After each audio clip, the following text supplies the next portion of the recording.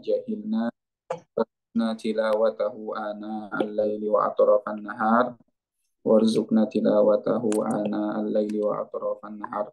Allahumma ati nufusana taqwaha wa zakkiha anta khairu man zakkaha anta waliyuha wa maulaha ya dzal jalali wal ikram.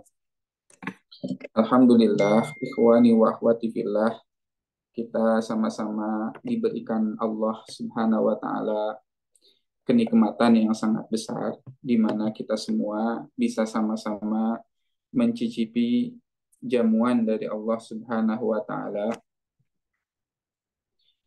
di mana kita bisa menikmati waktu-waktu terbaik, yakni di bulan Muharram. Allah berikan kita kesempatan ya bisa merasakan mencicipi tahun baru ya, tahun baru Islam. Beberapa orang atau beberapa sahabat-sahabat kita sering memperingati tahun baru Islam ya beberapa hari yang lalu. Lalu pertanyaannya adalah, sudah sejauh mana kita merefleksikan ya bulan Muharram sebagai bulan hijrah Rasulullah Sallallahu Alaihi Wasallam, dan sering kita mendengar ya terkait dengan hijrahnya Rasulullah Sallallahu Alaihi Wasallam. Sering kita menyaksikan peristiwa hijrah Rasulullah Sallallahu Alaihi Wasallam, mendengarnya ya, akan tetapi pernahkah kita merenungkan secara mendalam terkait dengan peristiwa yang sangat agung ini, peristiwa yang sangat luar biasa ini, peristiwa yang sangat istimewa ini, di mana Muharram adalah bulan yang sangat dimuliakan oleh Allah Subhanahu wa taala, bulan yang sangat agung. Oleh karenanya, alangkah naifnya, alangkah sayangnya ketika kita melewati bulan yang sangat istimewa ini, namun tidak terasa ya, tidak ada penghayatan di dalamnya, tidak ada yang namanya rasa ya, al-dzuk ya. Betul-betul kita resapi, kita gali hikmah yang terjadi di balik peristiwa hijrahnya Rasulullah Sallallahu Alaihi Wasallam. Kalau kita membahas tentang hijrah, ini bukan sesuatu yang mudah tentunya ya. Kalau kita membahas hijrah, hijrah itu butuh yang namanya iman, hijrah itu butuh yang namanya pengorbanan, hijrah itu butuh yang namanya cinta, hijrah itu butuh banyak sekali perjuangan di dalamnya.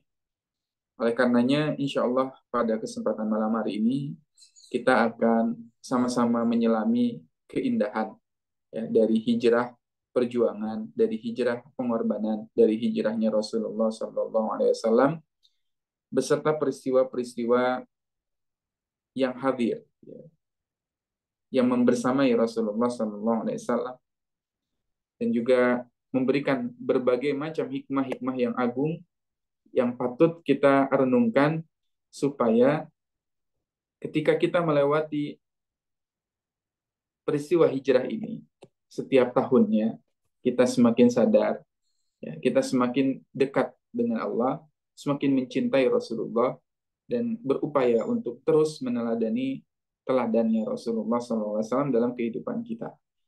Maka pada kesempatan malam hari ini ada beberapa chapter ya, yang akan kita bahas.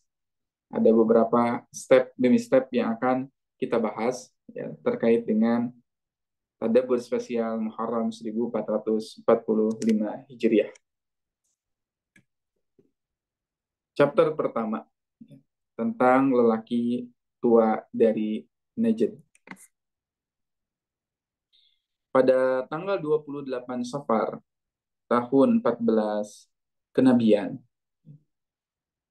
para pemuka Quraisy, mereka sangat kebingungan dengan dakwahnya Rasulullah SAW. Mereka berkumpul di satu tempat yang disebut sebagai Darun Nadwah. Di Darun Nadwah, tempat berkumpulnya para petinggi Quraisy pada saat itu. Semacam tempat untuk mengadakan silaturahim ya, di samping Ka'bah, di jiwaril Ka'bah, di dekat Ka'bah ada lokasi yang disebut Darun Nadwah. Mereka para tetua Quraisy biasanya bertemu untuk membicarakan suatu hal, membicarakan tentang satu permasalahan, ya.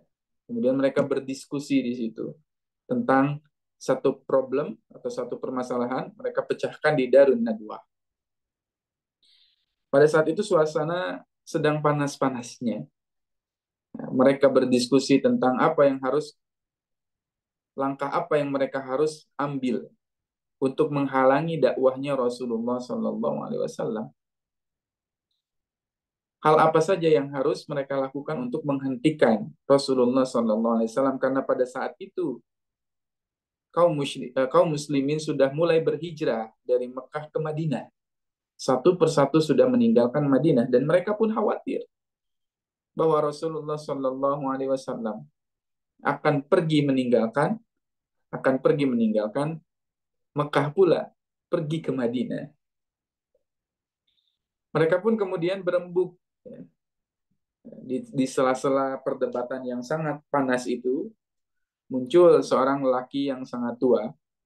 Lelaki tua memakai pakaian yang sangat indah. Nah, dari segi pembawaannya, berbicaranya sangatlah berwibawa, sehingga mereka bertanya-tanya, siapakah Syekh ini? Gimana Syekh?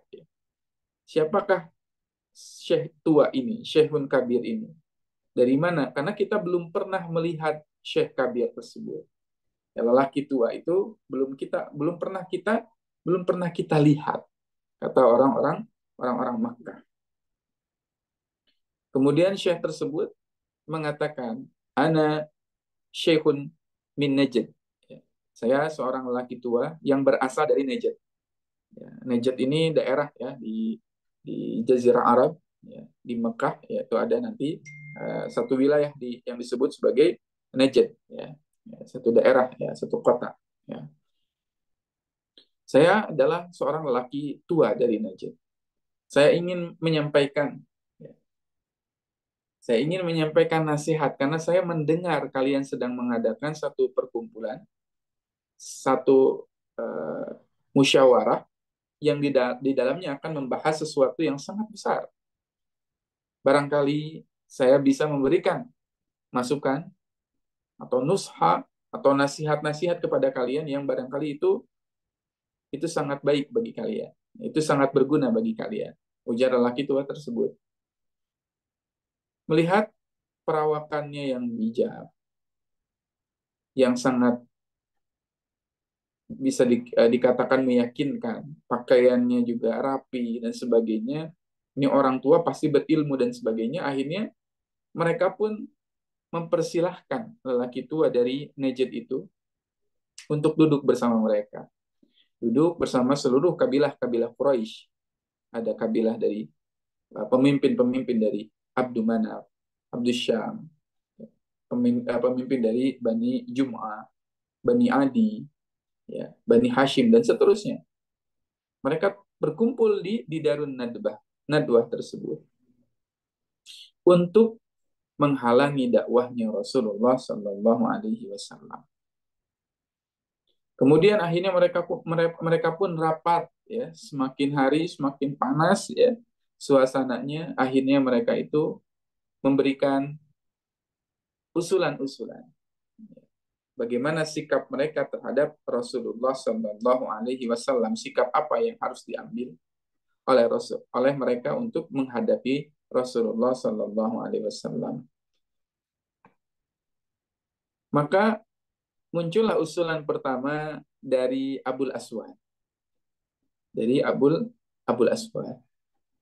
Dia mengatakan kepada seluruh halayak pemimpin Quraisy yang pada saat itu hadir.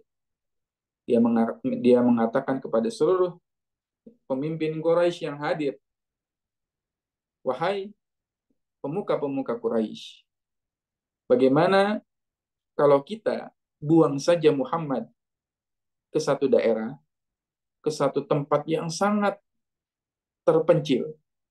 Kita kucilkan Muhammad. Kita kucilkan Muhammad. Kita jauhkan dia dari orang-orang, dari manusia. Kita campakkan dia ke satu daerah yang sangat-sangat terpencil. sehingga kita bisa dengannya kita bisa tenang, dengannya kita bisa merasakan kehidupan yang nyaman, sebagaimana sebelumnya tidak terjadi apa-apa, sebagaimana sebelumnya tidak terjadi ya, huru hara yang membuat kita saling bermusuhan, kata Abul Aswad. Ikhwani wa akhwati fillah, ini adalah makar pertama di mana mereka ingin Rasulullah Shallallahu Alaihi Wasallam, di mana mereka ingin Rasulullah Shallallahu Alaihi Wasallam dikucilkan ke satu tempat yang entah berantah di mana adanya.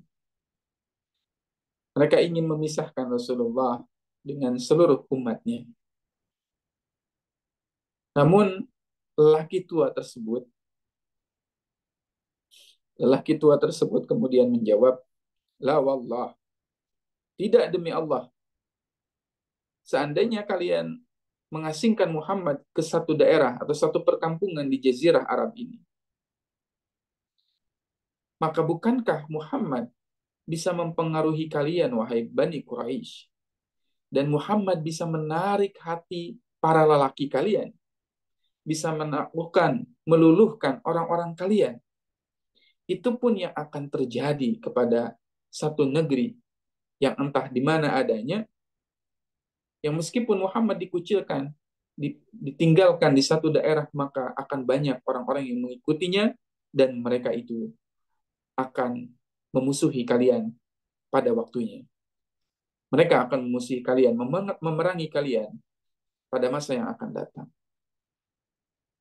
Usulan pertama pun ditolak mentah-mentah oleh lelaki tua tersebut, dan seluruh pemimpin Quraisy pun sepakat menolak usulan pertama dari Abul Aswad. Kemudian usulan kedua dari Abul Bukhturi.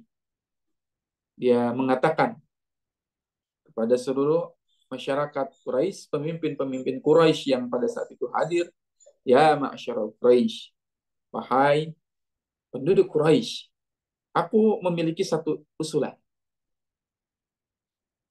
Bagaimana, kata Abu Bukhturi ini, jika kita rantai saja kaki Muhammad, kemudian kita tempatkan Muhammad di dalam satu ruangan yang gelap, yang kecil, yang sempit, dalam keadaan terantai. Dengan begitu, biarkan Muhammad wafat, meninggal dengan sendirinya. Dan kita tidak perlu repot-repot untuk melakukan apapun. Kemudian riuh, ramai para pemuka Quraisy itu. Sebagian ada yang menyetujuinya, sebagian ada yang tidak menyetujuinya. Namun mayoritas sudah mulai menyetujui benar-benar ya. Kita ikat saja Muhammad, kemudian kita masukkan ke dalam satu tempat, kita kunci, lalu kita biarkan Muhammad mati dalam keadaan kakinya terantai. Kemudian sang lelaki tua tersebut menjawab, la wallah, tidak demi Allah. Itu bukan ide yang sangat bagus. Itu bukan ide yang cemerlang. Seandainya kalian mengikat kaki Muhammad, kemudian kalian letakkan Muhammad di sebuah tempat yang sangat gelap, dan dia dibiarkan untuk mati di dalam ruangan tersebut, demi Allah tidak akan mungkin itu terjadi. Muhammad akan bisa meloloskan diri, dan dia akan melaporkan kepada sahabat-sahabatnya yang ada di Madinah. Kemudian kalian akan diperangi, dan mereka, para sahabat Muhammad, akan memerangi kalian. Maka usulan kedua pun akhirnya harus tertolak. Usulan kedua pun harus tertolak. Mereka tidak mau menjalankannya. Lalu tinggallah mereka dalam kebingungan. Tinggallah mereka dalam keputusasaan tentang bagaimana mereka harus membatasi gerak Muhammad. Bagaimana mereka harus bersikap terhadap Muhammad. Lalu muncullah ide dari Abul Hakam. atau yang kita kenal sebagai Abu Jahal. Dia adalah pemimpin Quraisy pada saat itu, dan dia mengusulkan kepada seluruh pemuka-pemuka Quraisy yang hadir pada saat itu. Ujar Abu Jahal adalah, ya ma'syara Quraisy, sesungguhnya aku ini memiliki ide cemerlang yang tidak pernah terbersitkan oleh siapapun di tempat ini, di ruangan ini. Ya, mendengar penuturan itu, seluruh masyarakat Quraisy, pemuka-pemuka Quraisy semakin penasaran. Kira-kira ide apa yang akan disampaikan oleh Abu Jahal? Kemudian Abu Jahal menyampaikan, ya ma'syara Quraisy, wahai penduduk Quraisy, kita utus masing-masing dari setiap kabilah kita. Jadi ada Bani Abdi Manaf, Bani Adi, ya, Bani Makhzum, ya, dan seterusnya. Masing-masing dari kabilah-kabilah itu pemuda-pemuda yang kuat, syabun qawi, ya, pemuda-pemuda yang sangat kuat. Kemudian kita bekali mereka itu dengan pedang-pedang sehingga mereka bisa memukul Muhammad dan bisa menghunuskan pedang lalu bisa membunuh Muhammad, yang dengannya akhirnya ratalah darah Muhammad di atas semua kabilah Arab ini. Telah rata darah Muhammad di atas seluruh kabilah Arab. Subhanallah. Ikhwani wa akhwati fillah. Kita bisa bayangkan bagaimana Rasulullah Shallallahu Alaihi Wasallam sudah direncanakan oleh orang-orang kafir. Mereka membuat makar agar darah Muhammad tertumpah di seluruh kabilah Arab melalui tangan pemuda-pemuda tadi. Kita bisa bayangkan apa jadinya bila peristiwa ini terjadi, rencananya Abu Jahal terjadi. Wallahi ihwani wa akhwati fillah. Demi Allah, kita tidak bisa mengenal Islam pada hari ini. Kita tidak bisa mengenal Allah pada hari ini. Kita tidak bisa mengenal Al-Quran pada hari ini. Dan kita tidak bisa merasakan nikmatnya iman bila hal ini terjadi. Bila tipu daya dan makar Abu Jahal ini terjadi. Begitulah betapa kejinya, liciknya, durhakanya Abu Jahal. Begitu besar rasa benci permusuhannya kepada Rasulullah Sallallahu Alaihi Wasallam. Padahal kita tahu bahwa Abu Jahal adalah pamannya Rasulullah Sallallahu Alaihi Wasallam.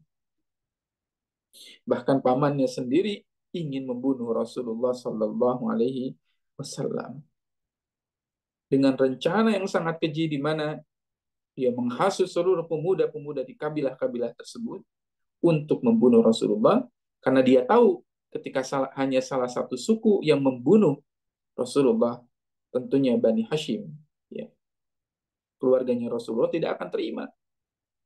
Dan keluarganya Rasulullah akan mencoba untuk membalas dendamnya kepada kabilah yang membunuh. Lalu ketika semua bersatu padu untuk membunuh Rasulullah dengan balas dendam seperti apa? Berarti itu tandanya harus menghancurkan seluruh kabilah Arab. Harus menghancurkan satu sama lain. Dan itu adalah sesuatu yang mustahil terjadi. Maka ikhwani wa akhwati fillah, ini ide keluar dari mulutnya Abu Jahal. Dan tahukah antum semua, siapakah lelaki tua tersebut? Lelaki tua yang berasal dari Najd itu adalah Iblis laknatullah alaihi. Bahkan Iblis harus hadir pada saat penentuan hijrahnya Rasulullah Sallallahu Alaihi Wasallam. Iblis berusaha untuk menghalangi dakwahnya Rasulullah Sallallahu Alaihi Wasallam. Iblis tidak rela ketika Muhammad Sallallahu Alaihi Wasallam hijrah ke Madinah. Iblis tidak mau Rasulullah hidup terus-menerus dan menyebarkan cahaya Islam. Bahkan iblis saja sampai turun tangan untuk merintangi, menghalangi dakwahnya Rasulullah SAW.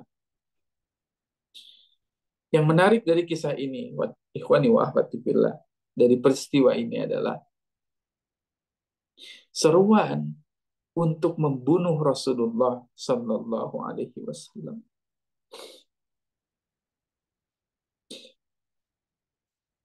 Seruan untuk membunuh Rasulullah Sallallahu Alaihi Wasallam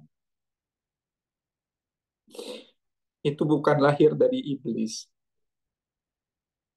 Perintah untuk membinasakan Rasulullah, untuk menumpahkan darah Rasulullah Sallallahu Alaihi Wasallam itu bukan lahir dari iblis, tetapi perintah membunuh Rasulullah itu lahir dari seorang manusia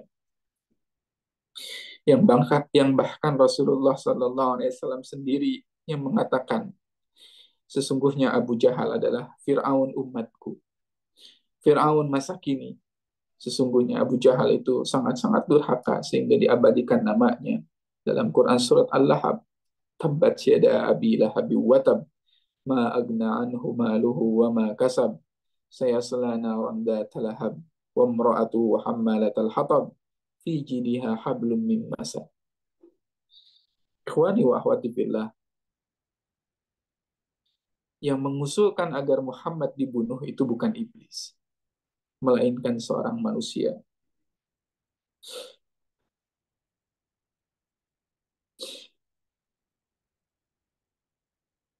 Ikhwani wa akhwati fillah, dari kisah ini kita belajar bahwa al-insan, manusia, ketika melakukan kesalahan, itu bahkan bisa lebih parah daripada iblis. Bisa lebih keji daripada iblis sendiri.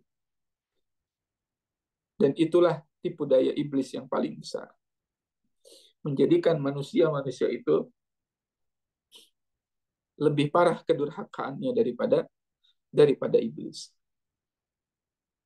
Goals terbesar dari iblis adalah menjadikan manusia itu melebihi iblis itu sendiri.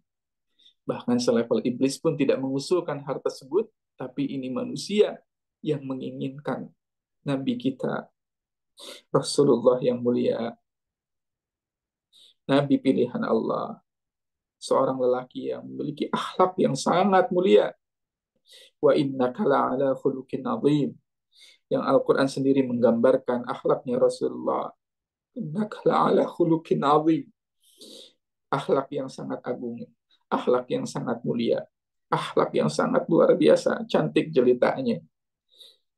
Demikianlah kedengkian yang sangat-sangat besar, sehingga kedengkian itu menghasilkan permusuhan yang sangat besar di dadanya Abu Jahal, yang dengan kedengkian itu ia ingin membinasakan keponakannya sendiri, manusia paling mulia, manusia paling istimewa, yakni Muhammad Sallallahu Alaihi Wasallam.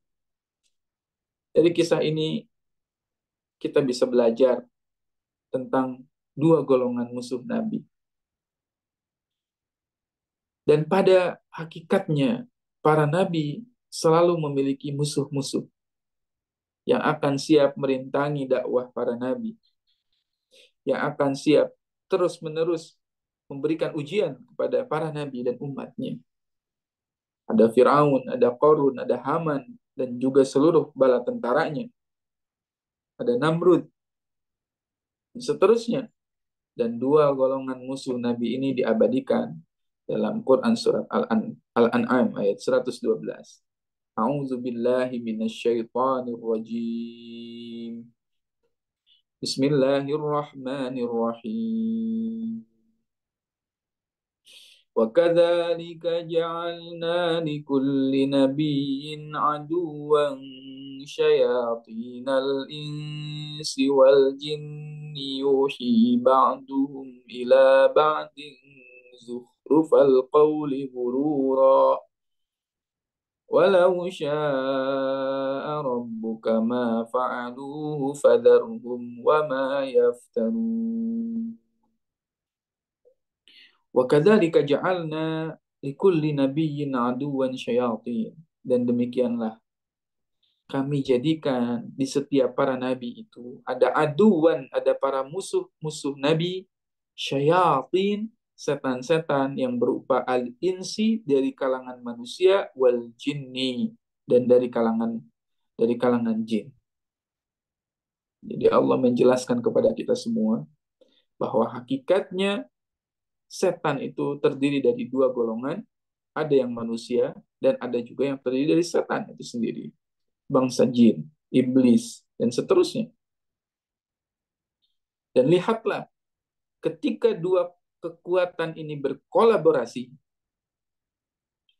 antara kekuatan setan dari golongan jin dan setan manusia, itu bisa membuat yang namanya makar yang sangat luar biasa, kerusakan yang sangat luar biasa ketika setan dari manusia dan jin ini bersatu padu. Yuhi ba'duhum ila ba'din zuhrufal qawli ghurura. Mereka mewahyukan, mereka memberikan kata-kata antara mereka sendiri, zuhrufal qawli ghurura, perkataan-perkataan yang indah, perkataan-perkataan yang menarik, perkataan-perkataan yang penuh dengan perhiasan yang dijadikan tipuan bagi siapapun, terasa sangat indah. Sehingga ketika Abu Jahal mengatakan kepada masyarakat Quraisy, pemuka-pemuka Quraisy, dia mengungkapkan kalimat yang sangat indah. Kita bunuh Muhammad di atas semua kabilah, sehingga darah Muhammad telah rata di seluruh kabilah Arab. Tentu ini perkataan yang sangat menarik dan mengagumkan, penuh dengan tipu daya. Perkataan yang sangat indah barangkali.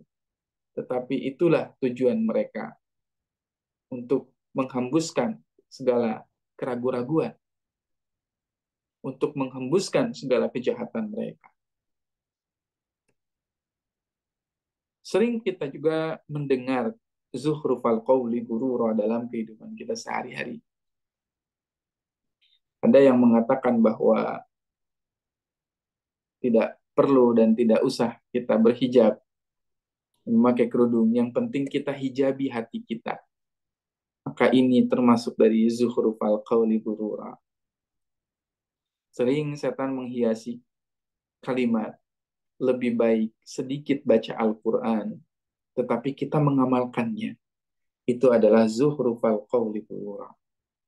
Sering kita mendengar, daripada ngafalin Al-Quran banyak-banyak, lebih baik kita mempraktekkan apa yang kita baca. Percuma menghafal Quran tapi akhlak kita tidak indah, akhlak kita tidak baik, akhlak kita tidak sejalan dengan Al-Quran itu sendiri. Maka itu adalah disebut zuhrufal qawli ghurura. Ketika dua kekuatan besar ini, antara setan manusia dan setan jin, berkolaborasi, tentu ini adalah sesuatu yang sangat luar biasa. Sesuatu yang sangat luar biasa. Dan ikhwani wa akhwati billah, perhatikan. Setan barangkali, ya, setan manusia itu lebih berbahaya daripada setan yang berupa jin. Karena setan manusia itu bisa melakukan sesuatu untuk manusia yang lain.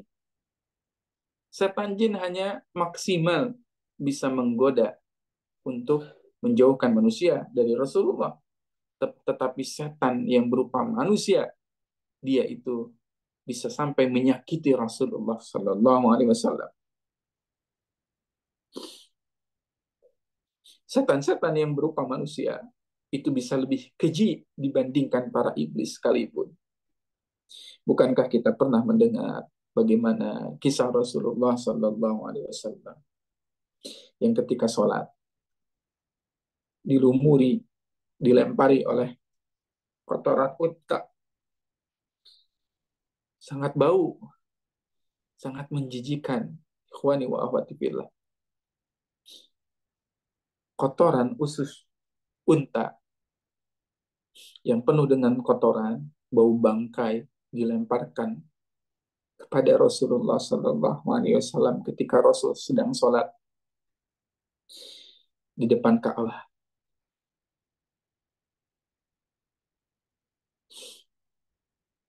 Bahkan pernah satu ketika Rasulullah Shallallahu Alaihi Wasallam sedang sujud, orang-orang kafir Quraisy kemudian menarik leher Rasulullah dengan tambang yang sangat keras dari arah belakang, sehingga terhenyaknya Rasulullah, terhenyaklah Rasulullah Shallallahu Alaihi Wasallam, terjeratlah Rasulullah dengan tali yang sangat-sangat kasar itu, sehingga membekas di lehernya Rasulullah Shallallahu Alaihi Wasallam. Ikhwani wa akhwati fillah. Inilah Rasulullah kita. Inilah Nabi kita yang hidupnya tidak pernah sepi dari ujian. Sejak balita ditinggalkan oleh ibu kandungnya, ditinggalkan oleh ayah kandungnya.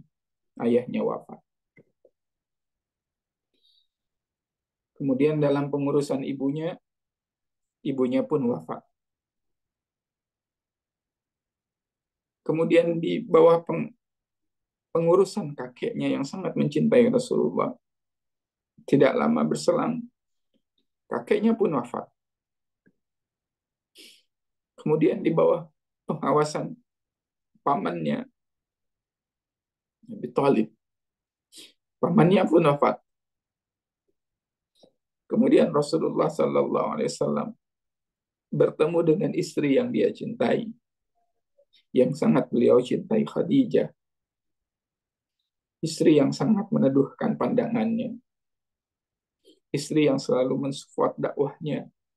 Namun Allah pun panggil Khadijah, sehingga Rasulullah Sallallahu Alaihi Wasallam mengalami kesedihan yang sangat luar biasa, ditinggalkan oleh orang-orang yang menyayanginya.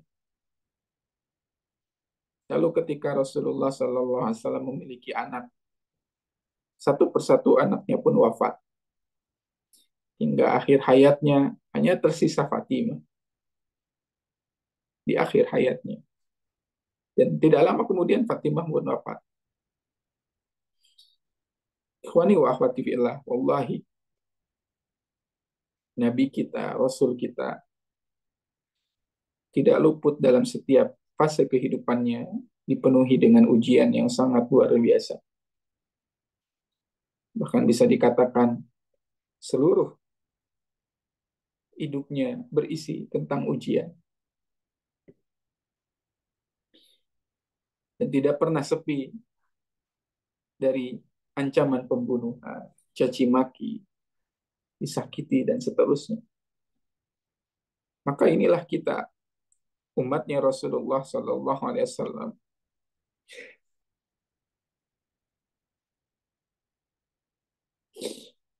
yang telah terpisah terpaut 1445 tahun lamanya, yang telah menyaksikan betapa Rasulullah Sallallahu Alaihi Wasallam sangat mencintai umatnya. Wallahi ikhwani wa akhwati fillah, iblis dan setan-setan dari kalangan manusia tidak akan rela ketika kita mencintai Rasulullah dan mengamalkan sunnah-sunnahnya. Yang lebih berbahaya adalah seorang manusia yang bisa lebih jahat daripada iblis itu sendiri. Dan ini ditegaskan dalam Quran Surat Al-Jasiyah ayat 23. Manusia ketika melakukan kesalahan, itu bahkan bisa terjerumus kepada kesesatan yang sangat luar biasa.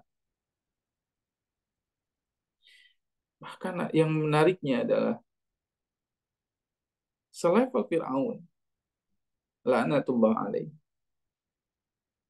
itu menjelang akhir hayatnya, Fir'aun mengakui kesalahannya.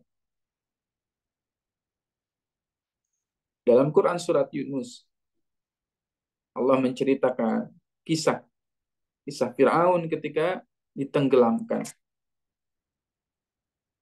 Dia mengatakan, amanat bihi Banu Israel.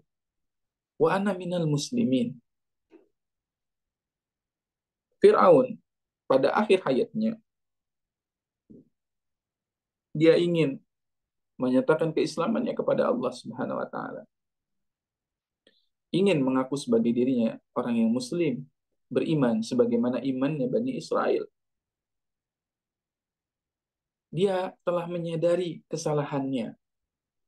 Di akhir hayatnya, Fir'aun, orang terkejam, orang yang sangat kurang ajar adabnya kepada Allah, mengakui kesalahannya. Tapi apalah daya, taubat ketika telah terjadi di kerongkongan, taubat itu tidak akan diterima. Tapi yang lebih parah, ada sebagian golongan yang sampai akhir hayatnya mereka tidak menyadari bahwa mereka telah tersesat. Ada orang-orang yang telah menjadikan hawa nafsunya sebagai Tuhannya, sehingga dengannya mereka menjadi manusia-manusia yang tersesat. Lihatlah contoh seorang Abu Lahab, Abu Jahal, yang sampai akhir hayatnya mereka tersesat dari jalan Allah Subhanahu wa taala. Ada manusia-manusia yang sampai akhir hayatnya tidak menyadari bahwa dirinya telah tersesat. Mengapa kejadian itu bisa terjadi, peristiwa itu bisa terjadi? Disebabkan karena mereka telah menjadikan hawa nafsunya sebagai Tuhan. Afara'aita man ittakhadha ilahahu hawa? Tidakkah kalian perhatikan ada orang-orang yang menjadikan hawa nafsunya sebagai Tuhan? Yang mengerikan, ada orang-orang yang tadi di akhir hayatnya tidak menyadari bahwa Tuhannya bukan lagi Allah, tetapi Tuhannya adalah hawa nafsu. Kapan seseorang itu menuhankan hawa nafsunya? Ketika dia memilih sesuatu yang tidak Allah sukai, yang Allah benci, yang Allah tidak ridhoi, lalu dia pilih pilihan itu, maka ketika itu dia sedang memilih hawa nafsu sebagai Tuhannya. Ketika Allah Subhanahu wa taala menyenangi para hambanya itu untuk salat malam, untuk bangun salat malam, untuk qiyamul lail. Namun dorongan hawa nafsu menyatakan hal itu adalah sesuatu yang dibenci bagi jiwa kita. Sangat berat kita merasakannya. Mana yang kita pilih? Kita bangun di malam hari untuk menjemput cinta Allah, atau malah mengikuti hawa nafsu kita. Kalau ternyata kita melanjutkan tidur kita, menarik selimut yang hangat itu, lalu melanjutkan tidur kita, maka saat itu Tuhan kita bukan lagi Allah, tetapi Tuhan kita hawa nafsu kita. Tanyakan pada diri kita, ikhwani wa akhwati fillah, di momentum hijriah ini, di momentum hijrah ini, lebih mana, lebih banyak mana sesuatu yang Allah cintai kita ambil, atau hawa nafsu yang kita cintai. Tanyakan pada diri kita, dari 365 hari, berapa malam yang kita persembahkan untuk Allah dan Rasul-Nya? Berapa malam yang telah kita habiskan untuk membaca Al-Quran? Ketika Allah Subhanahu wa taala memerintahkan para hambanya untuk bersedekah, mana yang kita akan pilih? Sesuatu yang Allah cintai sedekah, atau sesuatu yang setan senangi, yaitu kikir? Kalau jiwa kita masih merasakan susah untuk bersedekah, maka khawatir, perlulah kita introspeksi barangkali jiwa kita adalah jiwa yang menuhankan hawa nafsu kita. Bukankah telah datang kabar kepada kita orang-orang yang mereka menangis, tidak bisa berinfak ketika ada seruan jihad. Mereka kembali dari sisi Rasulullah ketika Rasulullah SAW mengumumkan kepada kaum muslimin, ya ma'syaral muslimin, ya ayyuhal muslimun, persiapkanlah segala kebutuhan perang kalian, karena kita akan perang. Persiapkanlah segala perbekalan kalian, karena kita akan melakukan perjalanan perang, memusuhi musuh-musuh Allah. Kemudian ada orang-orang yang datang kepada Rasulullah, mereka sangat ingin ikut perang, tapi perjalanan perang yang sangat jauh, yang bahkan bisa ditempuh berbulan-bulan. Mereka tidak memiliki perbekalan apapun. Dan kemudian Rasulullah SAW tidak mengizinkan orang-orang yang tidak memiliki harta tersebut untuk ikut berperang. Kemudian mereka balik ke belakang dalam keadaan menangis. Ya Rasulullah, bahkan seseorang sampai mengatakan, saya tidak memiliki harta apapun selain tali ini.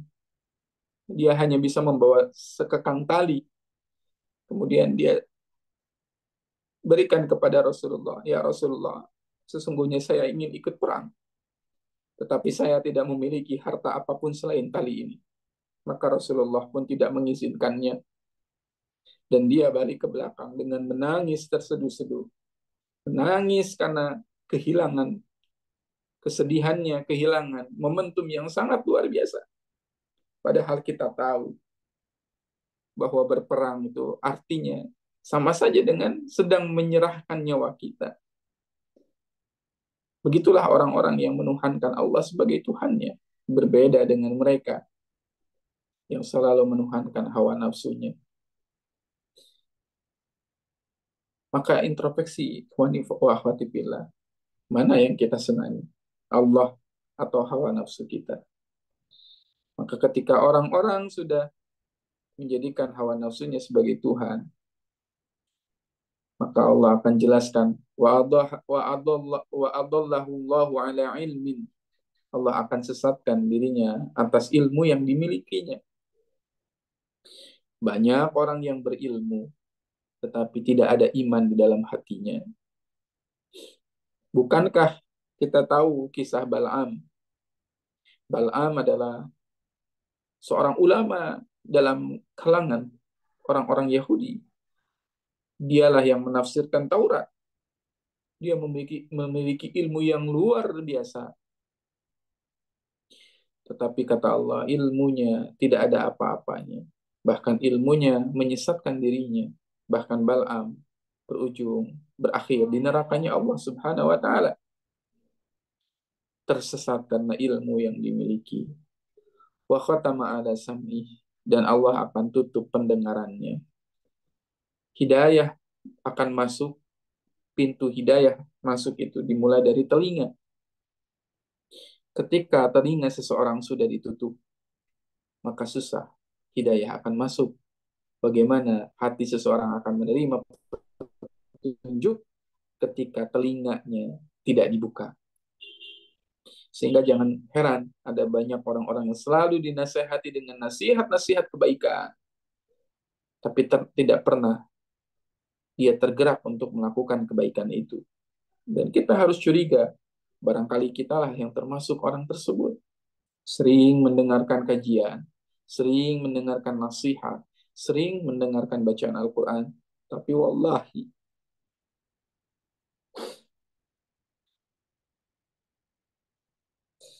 ilmu yang kita dengar, bacaan yang kita baca, kajian yang kita ikuti, berapa banyak yang mengubah diri kita,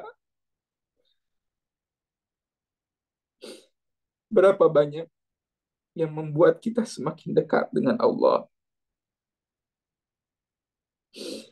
berapa banyak ilmu yang semakin membuat kita semakin tawadu, semakin rendah hati, dan tidak sombong. Berapa banyak nasihat yang telah disampaikan para ustadz kita, para guru kita, para ulama kita, yang masuk ke dalam hati kita. Berapa banyak hadis yang telah kita simak,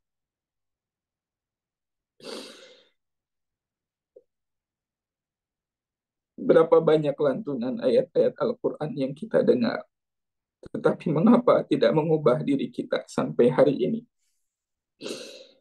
Mengapa akhlak kita masih memiliki akhlak yang buruk? Hati kita selalu suudzon kepada orang lain. Tidakkah kita curiga, ikhwani wa akhwati billah, barangkali kita yang dimaksud ayat ini.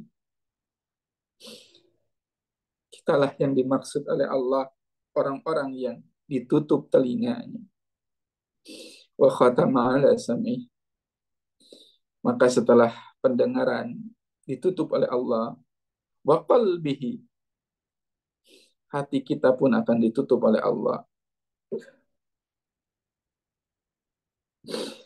Seseorang yang telah ditutup hatinya oleh Allah, maka dia tidak bisa membedakan lagi mana yang baik dan mana yang buruk bagi dirinya.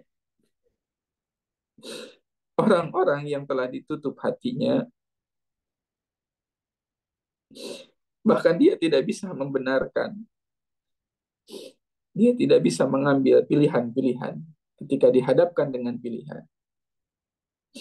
Hatinya menjadi kotor, hatinya tidak sensitif lagi. Dan hukuman terbesar, ikhwani wa akhwati fillah,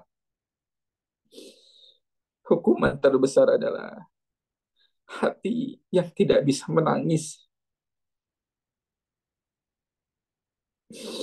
Hukuman terbesar yang diberikan hamba, yang diberikan Allah kepada seorang hamba, bukan dikurangi hartanya, bukan diberikan ujian-ujian yang lain, tetapi hukuman terbesar yang Allah berikan kepada seorang hamba, dicabut nikmat bisa menangis kepada Allah Subhanahu wa taala di malam hari. Hatinya menjadi keras sehingga tidak bisa lagi menangis kepada Allah Subhanahu wa taala, menangisi segala dosa-dosanya. Ikhwani wa akhwati fillah. Bukankah kita pernah mendengar kisah Makhul? Makhul adalah seorang yang sangat saleh, seorang yang sangat ahli ibadah. Namun satu ketika dia tidak bisa menangis di malam hari. Hal itu disebabkan karena dia pernah melihat seorang di siang hari sedang melaksanakan sholat, lalu dalam sholatnya orang tersebut menangis. Lalu dalam hati Makhul tersirat bahwa orang tersebut ria melakukan sholat menangis agar dipuji oleh manusia. Namun atas sangka buruknya itu kepada manusia, khususnya orang yang beriman, dia akhirnya terhalang dari menangis, terhalang dari tangisan di malam harinya yang biasa dia lakukan selama 3 bulan berturut-turut. Dia tidak bisa menangis. Kemudian dia pun meminta kepada Allah Subhanahu wa taala, ditunjukkan kira-kira kesalahan apa yang membuat saya tidak bisa menangis. Tidak bisa menangis lagi dalam doa-doa dan munajat yang dia panjatkan. Kemudian Allah memberikan jawabannya di dalam mimpinya. Ternyata dia pernah suudzon terhadap orang yang beriman. Ingatkah kita dengan kisah Imam Sufyan Ats-Tsauri? Beliau adalah Khalifatul Muhaddisin, pemimpin dari ahli hadis. Ilmunya sangat luar biasa. Bahkan Sufyan Ats-Tsauri menghafal kiranya 300.000 hadis lebih dihafal oleh Sufyan Ats-Tsauri. Namun Sufyan Ats-Tsauri pun pernah terhalang dari menangis kepada Allah selama 5 bulan berturut-turut. Sama halnya seperti Makhul, dia pun pernah melihat seorang berdoa. Kemudian dalam doanya dia menangis dan dia mengatakan bahwa orang tersebut riya di dalam hatinya. Tanyakan ikhwani wa akhwati fillah, berapa banyak saudara-saudara kita yang selalu kita suudzani mereka, yang selalu kita bersangka buruk kepada mereka. Maka malam hari ini kita memohon ampun nih kepada Allah. Barangkali dosa-dosa itulah yang menyebabkan hati kita menjadi keras. Dan tanpa kita sadari, kita telah mengambil hak saudara kita yang muslim yang lainnya dengan suudzon kepada mereka. Maka momentum hijriah ini, perbaiki hati kita. Jangan sampai ada kotoran di dalam hati kita melekat. Jangan sampai kita terhalang masuk surga bersebab suudzon kita kepada orang lain. Wa ja'ala 'ala basarihi gishawah, dan orang-orang yang telah menjadikan hawa nafsunya sebagai Tuhan, Allah akan jadikan basirahnya tertutup, mata hatinya tertutup. Yang mengerikan dari ayat ini adalah ketika Allah berfirman, "Faman yahdihi min ba'dillah, faman yahdihi min ba'dillah." Ikhwani wa akhwati fillah, siapa yang bisa memberi petunjuk setelah Allah membiarkannya sesat? Tidak ada yang bisa memberikan kita hidayah dan mengeluarkan kita dari segala penyimpangan-penyimpangan yang terjadi dari diri kita kecuali Allah. Tidak ada yang bisa memberikan kita petunjuk dan pertolongan agar kita selamat di dunia maupun di akhirat kecuali Allah Subhanahu wa taala. Dan Allah pun menutup ayat ini dengan kalimat, "Afala tadakkarun?" Apalah tadakkarun? Mengapa kamu tidak mengambil pelajaran? Mengapa kamu tidak mengambil pelajaran dari sosok Abu Jahal yang dia bisa lebih hina daripada iblis itu sendiri? Mengapa kamu tidak mengambil pelajaran dari Firaun yang binasa atas kesombongannya? Mengapa kamu tidak mengambil pelajaran dari Qarun yang merasa segala sesuatu terjadi atas kepintarannya, kehebatannya? Mengapa kita tidak melihat kepada diri kita sendiri yang barangkali binasa atas segala kelalaian-kelalaian kita dan penyembahan kita terhadap hawa nafsu kita? Ikhwani wa akhwati fillah, momentum hijrah bukan hanya tentang satu peristiwa yang minim untuk perenungan, untuk kita renungi. Bukan hanya menjadi sebuah peristiwa yang terjadi mengalir begitu saja, tetapi harus menjadi refleksi bagi kita semua. Maka kita tadi melihat dua golongan yang begitu membenci Nabi Shallallahu Alaihi Wasallam, dan kita pun akan membahas bagaimana di selaksa peristiwa hijrah ini ada orang-orang yang mencintai Nabi. Berbicara tentang tadi godaan iblis dan godaan manusia, saya teringat dengan seseorang yang bernama Nu'man. Nu'man ini kana yulaqab al-khimar, ya, memiliki panggilan yang sering dipanggil dengan nama khimar. Khimar itu kalau dalam bahasa Arab itu artinya keledai. Jadi keledai, dipanggilnya setiap hari keledai, keledai, kemari, kemari gitu ya. Khimar ini ikhwani wa fillah, Nu'man ini sering dipanggil khimar. Tapi Nu'man ini selalu memiliki kebiasaan yang buruk. Dia selalu mabuk bersama anaknya, Abdullah bin Nu'man. selalu mabuk-mabukan. Sehingga Rasulullah SAW selalu mujalladan, selalu menjilidnya, selalu menghukum Nu'man, menghukum cambuk Nu'man, dicambuk ya, di hadapan kaum muslimin. Namun yang menarik adalah Nu'man ini ya, selalu membuat Rasulullah SAW tertawa. Ya, Nu'man ini selalu membuat Rasulullah tersenyum. Bahkan digambarkan giginya Rasulullah, gigi serinya, gigi gerahamnya, itu terlihat saking bahagianya Rasul. Satu ketika Nu'man ketika dijilid sedang dicambuk oleh Rasulullah SAW karena dia mabuk, kemudian orang-orang Madinah mengatakan kepada Nu'man, Allahumma lan'anhum. Semoga Allah melaknat Nu'man yang dia terus-menerus melakukan mabuk, dijilid lagi, mabuk dihukum lagi, dan seterusnya.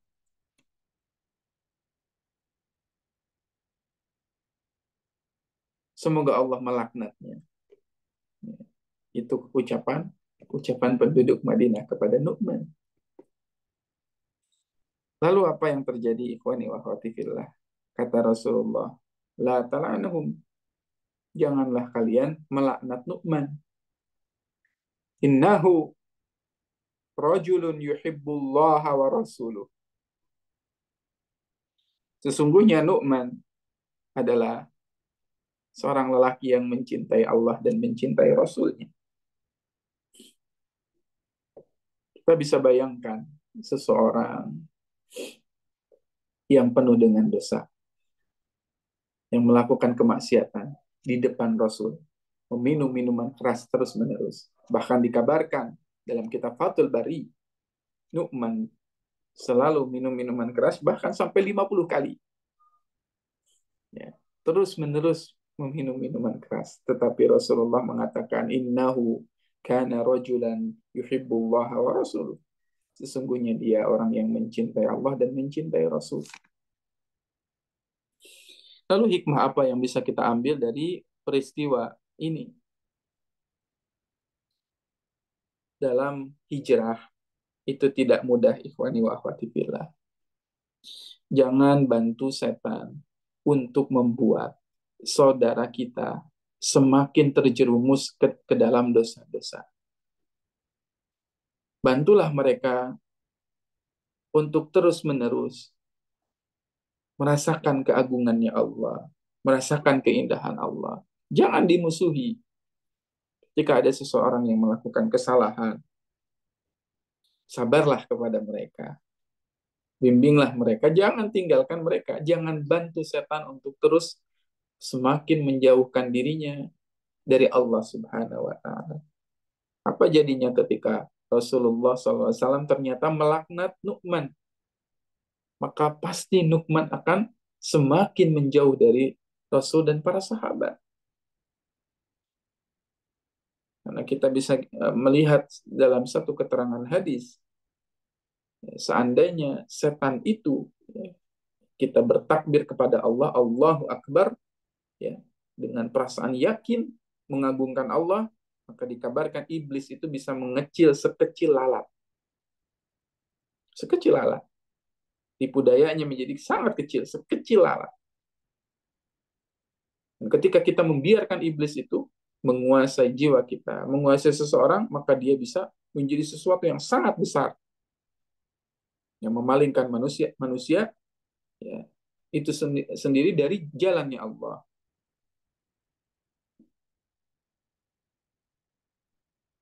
Maka bantulah ikhwani wa akhwati fillah, sahabat-sahabat kita yang ingin terus-menerus melakukan perbaikan. Jadilah jalan hidayah bagi siapapun. Karena demi Allah, ketika seseorang memberi hidayah kepada orang lain, lalu orang tersebut terus mengamalkannya, maka kita akan mendapatkan pahala dari dirinya terus-menerus sampai orang tersebut wafat. Tidak usah sesuatu yang sangat besar, kadang sesuatu yang sangat simpel saja. Itu bisa berdampak luar biasa bagi diri kita. Ya. Saya masih teringat ada seorang khatib yang menyampaikan satu nasihatnya di sholat Jumat. Khatib tersebut mengucapkan, membahas sebuah doa, Allahumma a'inna ala dzikrika wa syukrika wa husni ibadatik. Khatib tersebut mengatakan, janganlah kalian lepas membaca Allahumma a'inna ala dzikrika wa syukrika wa husni ibadatik selepas sholat. Karena di dalamnya terdapat sesuatu yang sangat agung. Dan ternyata ikhwani wa akhwati fillah, nasihat itu masuk ya, ke dalam jiwa saya. Sampai detik ini, wallahi ya, tidak pernah saya lewati sholat itu kecuali dengan mengucapkan Allahumma inna ala dzikrika wa syukrika wa husni ibadati. Barangkali khatib tersebut tidak tahu atau tidak menyadari. Tidak menyadari ya. Padahal melalui wasilah beliau, ternyata ya, saya sampai detik ini terus membaca doa tersebut, doa yang dianjurkannya. Maka jangan remehkan kebaikan sekecil apapun. Ingat, di masa Khalifah Harun ar-Rasyid, pernahkah kita mendengar istri Harun ar-Rasyid yang bernama Zubaidah? Zubaidah dia memberikan kontribusi yang sangat luar biasa terhadap umat Islam. Dia mengalirkan air untuk jamaah haji. Bahkan kalau kita lihat hari ini pun masih ada benteng Zubaidah yang mengalir, ya, saluran irigasi yang dia buat ya, menuju kota Mekah ya, dari kota yang sangat jauh, mengalirkan air untuk jamaah haji. Zubaidah memberikan sedekah yang paling terbaik sebagaimana yang diungkapkan oleh Rasulullah Shallallahu Alaihi Wasallam. Suqyatul ma, sebaik-baik sedekah adalah memberi minum, apalagi memberi minumnya bagi jamaah haji dan umroh. Bisa dibayangkan, ikhwani wa akhwati fillah, betapa besarnya pahala Zubaidah. Sangat besar memberikan minum jamaah haji. Tapi apa yang terjadi? Suatu ketika seorang ulama bermimpi. Di mimpinya dia bertemu dengan Zubaidah. Dalam mimpi tersebut Zubaidah ditempatkan oleh Allah di dalam surga. Kemudian orang tersebut mengatakan, ya Zubaidah, apa yang terjadi dengan bi'ar atau sumur Zubaidah atau ainuz Zubaidah, mata air Zubaidah itu, ini pasti pahala yang kamu dapatkan dari mata air Zubaidah yang engkau alirkan itu. Apa jawaban Zubaidah? Apa ya? Tidak ada urusan dengan mata air Zubaidah, kata dia. Wallahi, mata air Zubaidah itu tidak diterima oleh Allah. Kata Zubaidah, mata air yang aku bangun ini, ternyata Allah tidak menerimanya. Tidak menerima di sisi Allah. Melainkan, aku mendapatkan ampunan dari Allah Subhanahu wa Ta'ala. Bersebab 2 rakaat malam yang selalu aku lakukan. Ternyata 2 rakaat malam yang dia selalu lakukan dan tidak tinggalkan selama hidupnya, itulah yang menyelamatkan Zubaidah dari api neraka. Jangan pernah meremehkan kebaikan-kebaikan kecil, ikhwani wa akhwati fillah. Karena bisa jadi itu menjadi pemberat bagi diri kita. Maka jadikanlah momentum hijriah ini, momentum hijrah ini hijrah dari menganggap amalan kecil itu sepele menjadi tidak menyia-nyiakan sekecil apapun peluang amal soleh kebaikan bagi diri kita, karena kita tidak tahu barangkali itulah yang akan menyelamatkan kita di sisi Allah Subhanahu wa Ta'ala. Ingatkah kita dengan seorang abid yang selalu beribadah kepada Allah Subhanahu wa Ta'ala? Dia selalu beribadah kepada Allah Subhanahu wa Ta'ala, tapi di akhir hayatnya Allah menolak seluruh ibadahnya. Kenapa? Jawabannya, kata Allah, karena dia tidak pernah bersyukur kepada Allah meskipun sekedipan matanya. Dia tidak pernah mensyukuri nikmat dia bisa berkedip. Dia sombong dengan ibadahnya sehingga dia tidak mendapatkan apa-apa dari ibadahnya. Jangan pernah remehkan kebaikan yang kecil, karena bisa jadi itu yang menyelamatkan kita dari hari pembalasan, dari hari kiamat yang sangat menyusahkan diri kita kelak. Dan jangan pernah tadi menganggap orang-orang yang berdosa itu adalah hina. Bisa jadi kita yang lebih hina di sisi Allah. Melainkan ajak orang untuk sama-sama kembali kepada jalannya Allah. Sebagaimana yang Nabi contohkan kepada Nuaiman. Sebagaimana yang Nabi contohkan kepada Nuaiman. Terakhir saya ingin menyampaikan kisah apa yang menyebabkan Nuaiman ini membuat Rasulullah Shallallahu Alaihi Wasallam tertawa. Ini kisah yang sangat menarik ya, supaya kita nggak sedih-sedih terus ya, supaya kita juga bisa sedikit tertawa. Jadi suatu ketika Nuaiman pergi bersama Abu Bakar As-Siddiq ke negeri Syam untuk berdagang. Nuaiman pergi bersama Abu Bakar As-Siddiq dan bersama salah seorang yang bernama Suwaibit bin Harmalah. Suwaibit. Suwaibit. Suatu ketika, ketika lapar di siang hari, Nuaiman meminta kepada Suwaibit meminta roti, yang dia bawa. Dia bawa roti, Kemudian Abu Bakar berpesan jangan berikan perbekalan kita kepada orang lain, Jangan diberi kepada orang lain. Karena Suwaibit ini orangnya amanah, ia jaga makanan itu dengan penuh kesungguhan dan menolak tadi permintaan dari Nuaiman. Ya. Lalu kata Nuaiman, oh oke, gitu ya, kalau kamu nggak mau memberi makanan kepada saya, padahal saya ini lapar, berarti kamu ya menyetujui saya akan membuat ulah, berbuat onar, gitu kan ya.